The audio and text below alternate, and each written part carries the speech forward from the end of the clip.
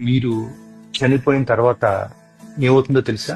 మీ అంత్యక్రియల కండి కొన్ని గంటల తర్వాతే ఏడుపులు ఆగిపోతాయండి. వాళ్ళంతా మీ గురించి మాట్లాడడం మానేసి భోజనాలు ఎలా ఏర్పాటు చేసుకోవాలో దాని గురించి చర్చించుకుంటారండి. పిల్లల్లో మళ్ళీ ఆడుకోవడం ప్రారంభిస్తారండి. కొంతమంది టీ తాగుతూ బయటికి వెళ్తారండి. కొంతమంది బంధువులు వారి టూర్ ప్రణాళికలు మొదలు పెడతారండి. ఇంకొంతమంది భోజనాల్లో ఉప్పు ఎక్కువైందో తక్కువైందో అని చెప్పి దాని గురించి చర్చిస్తారండి. ఏదో ఒక బంధువు అండి పెట్టిన ఖర్చుపై అసంతృప్తిగా ఉంటాడండి.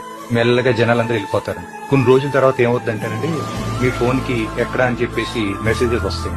మీ ఆఫీస్ లో మీ ప్లేస్ లో పనిచేయటకు వేరే కొత్త వ్యక్తిని నియమించుకుంటారండి. మీ ఫేస్బుక్ ఫ్రెండ్స్ మీరు పెట్టిన చివరి పోస్ట్ ని ఒకసారి మళ్ళీ చూస్తారండి. మీ పిల్లలు సెలవులు ముగించుకుని వాళ్ళ జీవితాల గురించి ఆలోచించడం మొదలు పెడతారు. మీ జీవిత భాగస్వామి తమ శాశ్వత జీవితం ఎలా గడపాలని చెప్పి ఇంకా ఆలోచిస్తారు. పండగలు, సినిమాలు, క్రికెట్ మ్యాచ్లు అన్ని ఎప్పటిలాగా వచ్చి వెళ్ళిపోతా ఉంటాయి. పువ్వులు